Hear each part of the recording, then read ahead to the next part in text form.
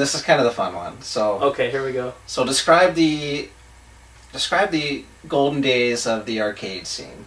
Right? So you're Cody. You're back in the day. You're at the arcade. What are you seeing? What are you feeling? We had home consoles that were coming close to the arcade experience as far as SNES. Yeah. So it wasn't exact, like Double Dragon and things like that still look better in the arcade. Mm-hmm. Fighting games still look better in the arcade. But you know, I wasn't there for like Donkey Kong, things like that. Yeah. But when I was coming up, it was like it was, you know, the slightly better graphics and you know, better controls, things like that were always available at the arcade. So you liked the fact that you could play a similar title at home, mm-hmm. but have a better experience live and in person at the arcade. Right, because it would be like right now I play PS3 at home, but mm-hmm. I could go play the PS4 version as long as I go and just stick some quarters into it. Right. And also, at that time, the arcade was still so prominent as far as gameplay and mechanics go. We still had a set number of lives, a set number of continues. These were all rooted in getting you to pop more quarters into the machine, right? Dude. And they were good at it too, man. Oh man, so good at it. And Teenage Mutant Ninja Turtles, dude, I just putting quarters in. Turtles in Time, just over and over and over again. And you know, we had that experience on the console, but you could only get it like for real at the arcade. We started seeing the 3D games coming out in the arcade before we were ever able to get it like reasonably priced at home, you know. And I mean, Virtual Fighter, you know, for Virtua Fighter, things like that, or like Mortal Kombat 4 when they started releasing like weapons and things like that in the series. But you know, there was also like Rampage. Oh yeah, dude. That was actually set to free at my nickel arcade, so it was cool because and they had the.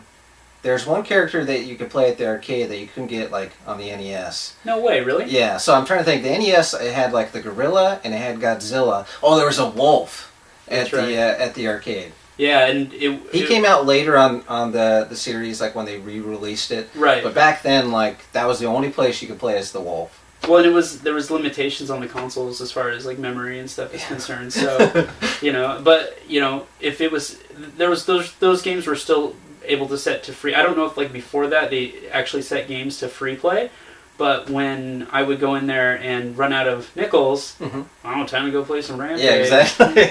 Save the best for last anyway. Yeah. Oh, how about, so that describes the games pretty well. Do you remember like the kids that were there? Did you meet people? Did you make friends? Did you make enemies, frenemies? Well, I mean, I was pretty shy at the arcade because and I'm still kind of like this even when I play online. I just assume I'm the worst person playing in the match. You know, I just assume that's a good way to look at it, man. Well, then you really can only go up from there. So when I would see these kids and I'd be jealous of them, I'd be like, you know, wow, that guy is just killing it at Street Fighter. I'm not going to play until he walks away. So really, they weren't enemies, but I would like sit in the corner and be like, I hate that guy because he won't leave that machine. Yeah. You know? I remember like playing the free play games. Like I would be playing Rampage, and then there'd be some other dude. It could have been you who ran out of quarters, and then they were going to play Rampage for an hour until their mom picked them up, and then all of a sudden, like, you know, me and this other kid, we had this camaraderie. You know, like together we were going to beat Rampage or whatever game we were playing. You know? I had that experience with Die Hard. In the arcade. Oh, dude, I love Die Hard arcade. Oh, it's awesome game, and I was like.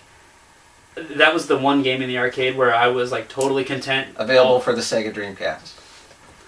Why play that when you can play Dynamite Cop? Let's be honest that's true. Let's be honest.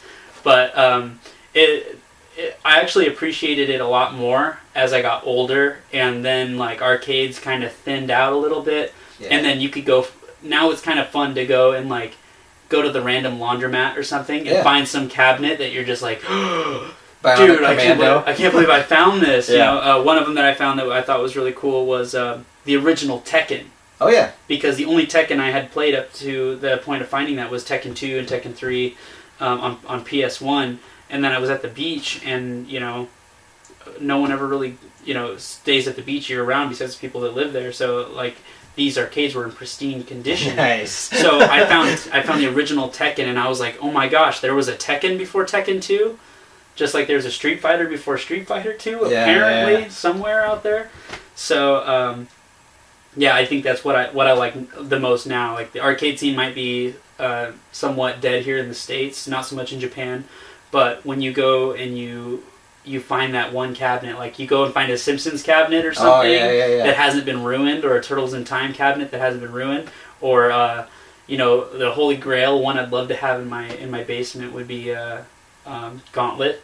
Oh yeah. Well, okay. So when you say Gauntlet, are we talking Gauntlet, Gauntlet 2, or like Dark Legacy? That's what it's right. Dark Legacy.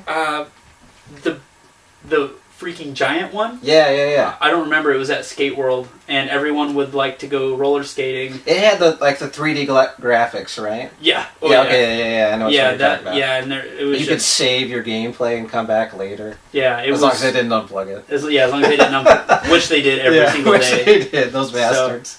So if you said a high did score, you say Skate World? I said Skate World, but this is the idea. This is the idea. So when I would go to Skate World, for me it was for the games. I'd be playing video games, and everyone else, because you get me out on that roller rink, I'd maybe do one lap around, holding onto the wall as I go, and then I'd be like, you know what? I'm not going to do this skating crap anymore. I'm going to go play some Gauntlet. Yeah.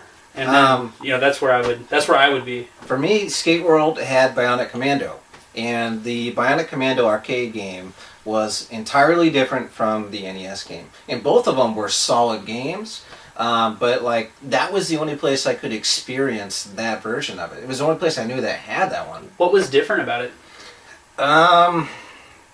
Just graphics or what? Yeah, it's different graphics. Even the grappling hook was different. The first level, like you're in like all these trees, I want to say, and in like the first level of the NES port, you're like at the army base already, you know. Yeah. So I'll show some footage of both, so you can kind of see both of them and see what it's all about.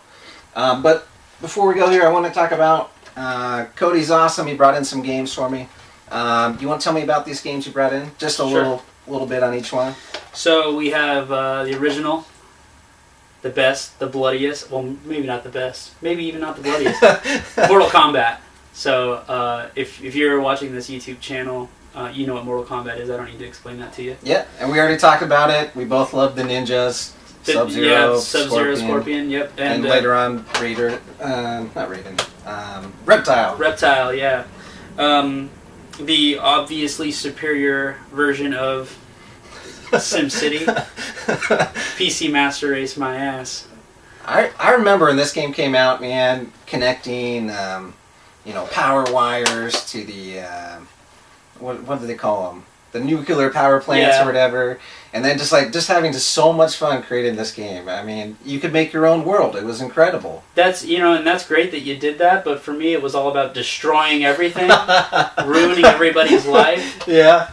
And then you saw the special effects in the movie, now live them. Jurassic Park. There's a new Jurassic Park movie coming out. Like Jurassic Park 4. Wait. Or 5. I don't know when they're up to, but there's a new one coming out. A new Jurassic Park movie? Totally. Where have I been? I don't know. Okay. And then a gem. If you've ever played Castlevania Symphony of the Night, you had a great time. If you ever played this one, you probably didn't. It's just Castlevania 64. So Nintendo 64 Castlevania is not quite PS1 Castlevania, but I think Adam will get over it here. All right, on, man. Thanks for bringing me those games. Thanks for being on the show, ladies and gentlemen. Cody Corvette. All right. You guys take care. We'll see you next time. I dig it. Hello, YouTube. Retro Prime here from Retro Prime Gaming. Yay, and I'm Nate. Howdy. And today we're just going to be talking about some old school games, kind of get into my history of video games, Nate's history with video games, and kind of where we're at now with games as well.